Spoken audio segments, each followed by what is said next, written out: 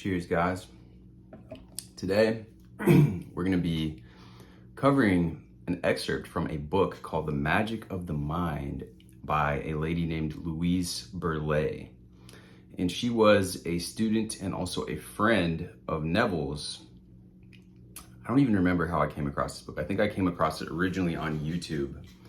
But this book is really good. She gives a lot of examples, which is, I love that. Whenever I do any readings of success stories and I share them from Reddit or from whatever source, I love having details of the examples, and she provides that here. So I'm going to read this excerpt. I'm going to first read the little introductory part, and then we'll go into the specifics that she uses. So, in the subtleties of universal law lie the principles and processes of creation. And we, multiple expressions of a single reality, are immersed in an infinite ocean of dynamic energy that awaits our command. Does it not follow that after survival, our first priority should be to learn the nature of the law that governs our lives? The laws that govern our lives. And where better to begin than in our mind? Actually, these laws and processes have been known since ancient times, but only to the few. For thousands of years, long preceding recorded history, the wisest men of the world taught their small groups of followers that which our modern science has learned only in recent times. That the creative process is activated by our beliefs, assumptions, self-identification, as well as imagination in its various aspects, such as fantasy and daydreams. Shakespeare revealed this insight in his observation. Imagination bodies forth the forms of things. He knew that all forms and all things are brought into being through this natural and magical process he utilized so extensively, imagination. Whatsoever things you desire, believe you have received them, and they shall be yours, instructs a biblical passage. An ancient Chinese sage, whose name is lost in antiquity, taught daydream in the ultimate you desire to obtain. And his revered countryman, the humble Lao Tzu, distilled this thought even further in his succinct advice: the best way to do is to be. Centuries later, across the world, Meister Eckhart, the German mystical theologian, expressed the same insight: leave off doing that you may be. In other words, we should choose our role in life and act it out in our mind until it becomes established in the outer world. Whether it is a single desire or a destiny, we are advised to accept it as present in the here and now. This was well stated by the Watchford of the late 1960s. Be there. The late Carl Jung, famous Swiss psychologist, explained, without the play of fantasy, no creation has ever come into being. Buddha taught, what we are is the result of all that we have thought. And English literary figure William Henley stated, I am the master of my fate, I'm the captain of my soul. So these are all examples, right? She's giving you these examples of wise men throughout history that have come to this understanding. So she says, but dear reader, this mastery cannot occur without our knowledge of its processes. Though it is seldom realized, we are innately endowed with all the necessary faculties for becoming true masters of our life and destiny. So please think of it, dear friend. What would most enrich your life? What would make you the happiest and benefit all whom it would affect? If it is in harmony with the natural order of life, and if you wish it, I would be honored to help you attain it and stay by your side if you'd like every step of the way. Let us observe together this magical process with which we are richly empowered. It's composed of three simple elements. 1, an idea or definition. 2, an assumption. And 3, an imaginal experience. The laws of the mind are as precise and dependable as the laws of mathematics or gravity. So until each aspect of this governing law is met, there can be no fulfillment of our desire. As taught by the wisest of men, belief is surely the greatest activator of the creative process. But in the matter of an unrealized desire, belief does not merely happen. It does not initiate itself. It must grow and develop from the roots of assumption. So how, dear friend, do we invoke belief? By a discipline of repeated practice, rehearsing the happy results and consequences of our desire as if it were already fulfilled, as though it were already fulfilled. Do in your imagination that which you would be doing were it already realized. Embody the joy which would naturally accompany its presence. By sustaining this daily practice, its energy pattern, its mental blueprint, if you will, becomes increasingly energized until it is well established, until it becomes a strongly imprinted subconscious habit. At this point, is the nature of the process to reflect or project our blueprint from its subjective inner domain to the objective outer world of our experience. In this daily repetition, we become so familiar with the results that we are enabled to believe.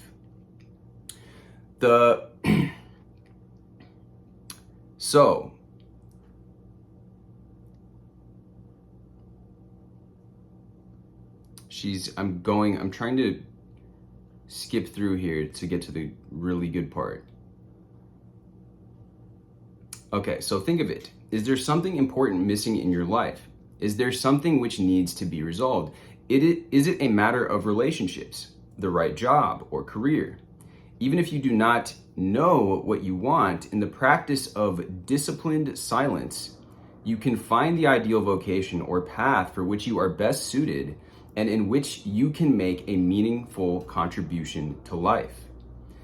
By rehearsing a scene in which you silently celebrate your ideal occupation and engage in imaginary conversations to this effect, your subconscious will not only find and reflect it in your conscious mind, but it will be perfect for you in every way. Be sure to refer to it always as ultimately perfect and ideal. Please think of your own desire and come with me, if you will, into my secret dreams and observe the creative process in action. And now she's going to give you guys this example here. And this is relatable to me. I'm going to read what she says here. I was in love with the world of fine art and desired to work effectively in this field. I wanted to travel broadly on the largest ships and planes, visit the greatest cities and wonders of the world. I was eager to see many famous museums and to enjoy in the original and great masterpieces that I had studied. Yet among all these pleasures, something seemed to be missing. Not knowing exactly what, I called it my undefined wonder. Totally ignorant of the laws of the mind, I merely wished and hoped, and my desires remained unfulfilled. Finally, I began to look for the reasons, and I learned that wishing and hoping have no power of fulfillment. At last, I learned of the creative process of the mind and committed myself to a nightly practice of constructive new mental habits. In imagination, I worked joyfully and effectively in the field of fine art. In my mind, I did all that I assumed I'd be doing were it already realized. I fantasized that my room was a lovely private stateroom aboard ship where I traveled far and wide.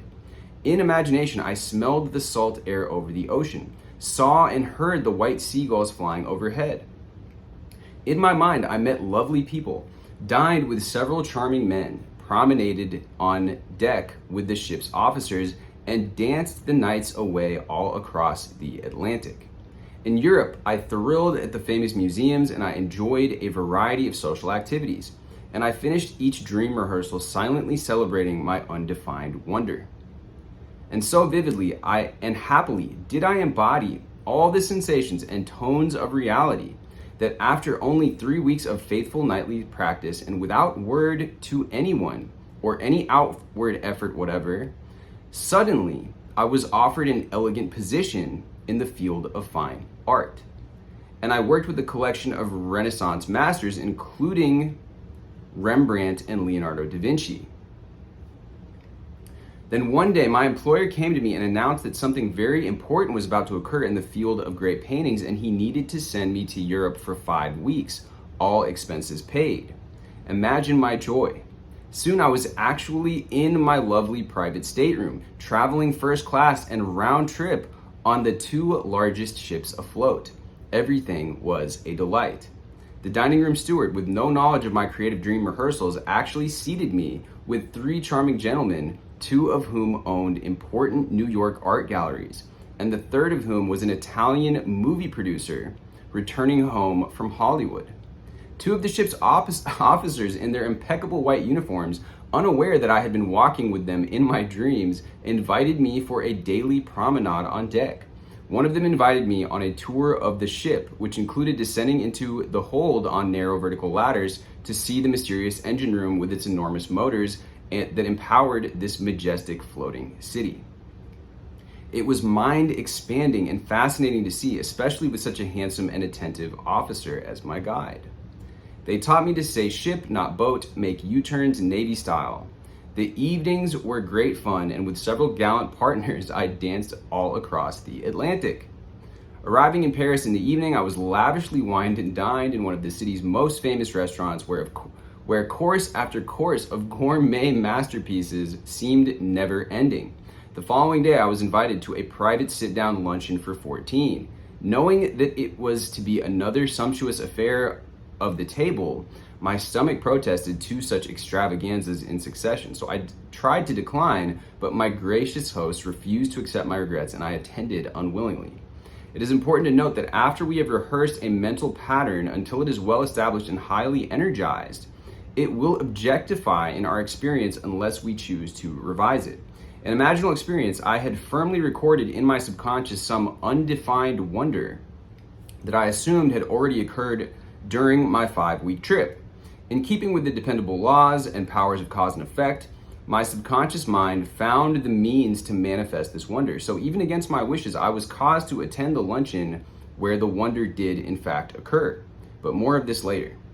Among the many pleasures of my trip was seeing the highlights of Paris, London, and Rome, as well as the storybook city of Venice, Marseille, and the Isle of Capri.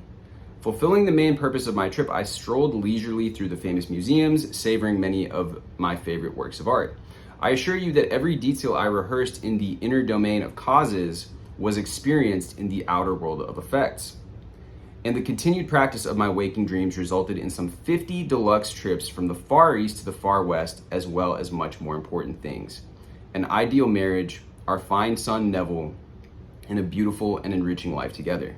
Yes, experience is the mirror of our mind, and our dominant thought patterns are the blueprints of tomorrow. And now she's got a quote at the end here, "We live as we dream," by Joseph Conrad. So, that's just the first little bit that she gives in this book. Now, the next chapter she's going into the subconscious mind, and you can see that she named her son Neville after Neville Goddard. And, this book is really great, but I love this. I love the details with which she begins this story, with which she begins the book. I think this is the first chapter, if not the introduction of the book. And the vivid detail, the tones of reality. She's mentioning things that we've heard mentioned from other people. Vadim Zeland uses that same language. What are the tones of reality? And all the examples she gave in the beginning, Lao Tzu, she's quoting these famous writers, Shakespeare. All these people were aware of this. And the fact that she breaks down exactly what she did is really, really, really great. She essentially does this state akin to sleep. She doesn't call it that. She calls it her nightly, I don't remember exactly the word that she uses, but essentially this waking dream or whatever she used. And going into the dream, going into rehearsing this morning and evening. At some point in this book, she mentions making a practice of this 15 minutes in the morning, 15 to 30 minutes in the morning and before going to sleep. We can see that, obviously, like she makes mention of as well,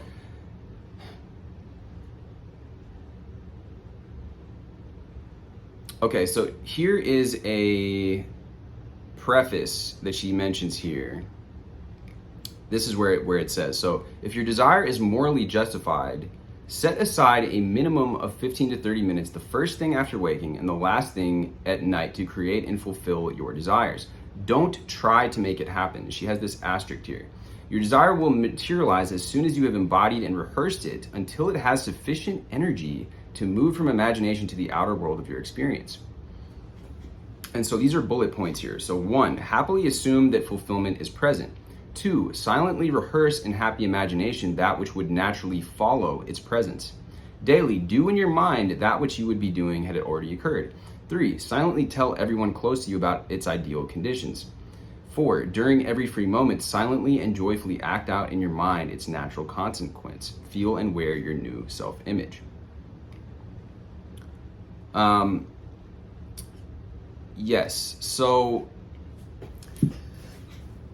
again, making this a nightly practice. We've gone over on the channel here the Pure Technique. We've gone over Neville recently. And what she describes here, like I mentioned at the beginning of this, I can relate to this because I've always been creative. I always have had an interest in working with other creative people. I just got back from VidCon. You can see the bracelet I have on here. And, you know, being around these types of, you know, other people that are creators, and even just going to VidCon itself was a great experience. The more that you can begin to embody, and like Frederick Dodson says as well, be around that type of energy. You know, she doesn't make mention of this, but she was, in her words, without any outward effort, offered an elegant job in the world of fine art, right? Well, I would hazard to guess that she was making acquaintances that were already involved in that world, right? If she was just simply sitting at home or, you know, going about her days, but without, you know, kind of rubbing shoulders with these kinds of people, or putting herself out into opportunities where she would be given an opportunity like this, it won't be as likely to happen, right? So this book, I would highly recommend checking this book out. You can, I believe that they have links on this that you can check out on YouTube. That's where I initially found it, but you can also download the book on Audible. It's called The Magic of the Mind. There's many great examples that she gives in this book. And when you really begin to, like she makes mention of, you know, smelling the ocean air, dancing with these officers on the promenade of the ship, the stateroom, and really just enjoying that and kind of just knowing that it's possible, and dwelling in that, not trying to make it happen. I mean, she makes mention of these various things that we've heard before. Again, it's really nice to hear it from somebody else that's giving a detailed success story. And that's what's great about her book, is that she has multiple successes. You can read throughout the various chapters there, you know, throughout her life, you can see she's manifested tons and tons of these trips for herself. So she talks about the disciplined silence. By going into, you can find the ideal vocation or path, which will help you make a meaningful contribution to life. And that's like also what we've been talking about as well, is that really what this stuff is like figuring out, like following your excitement and then getting excited about your excitement. Another thing I was watching lately, a friend of mine sent it to me, was this, you know, Bashar. You guys may have heard of Bashar, this like channeled entity. And the guy who channels Bashar was talking about being excited about following your excitement. Because a lot of the times what happens is that we'll get excited about something. We'll be, you know, on this path of manifesting, right?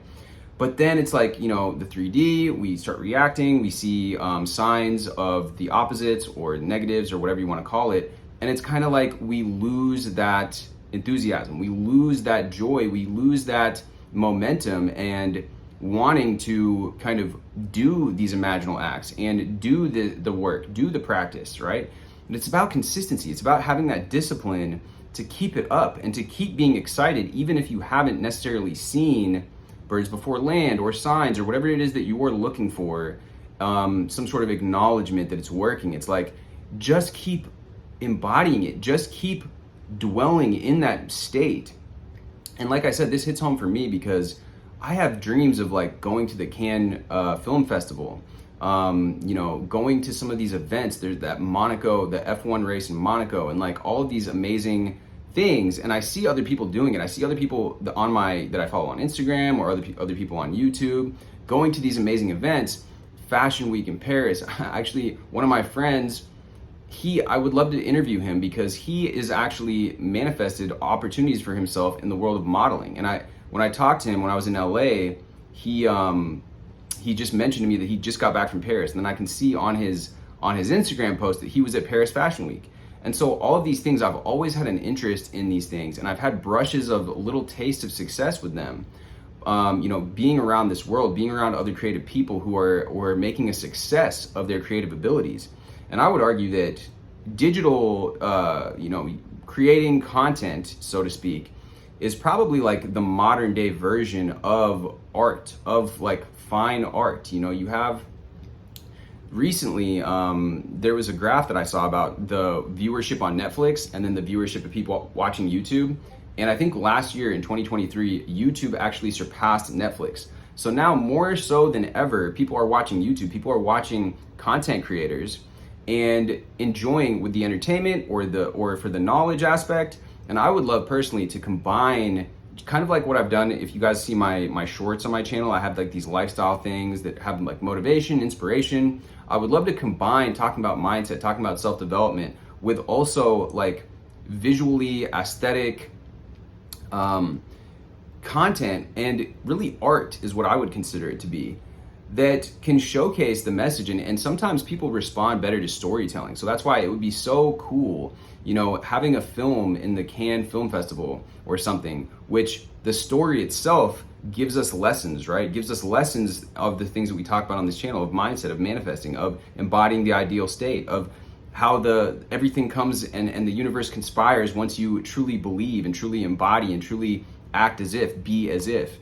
And those things I've always been drawn to that. I've always been drawn to the world of art, creativity. I used to be in plays. My mom was really the one that got me involved and really tapped me into my creativity. And I make music. You can see, if you guys have checked out, I have like another channel where I have my music. I have my music on Spotify and all this. So with this being said, like this is awesome. Going into the silence, what she's saying here, you can have these experiences. She just wanted a career in art, and she was able to manifest it for herself. So this like opens up the mind to say, look, we don't need to have all the answers. We don't need to know how everything is going to come together. But if there's a dream, if there's a certain vocation, like she says, or a certain thing that you have interest in,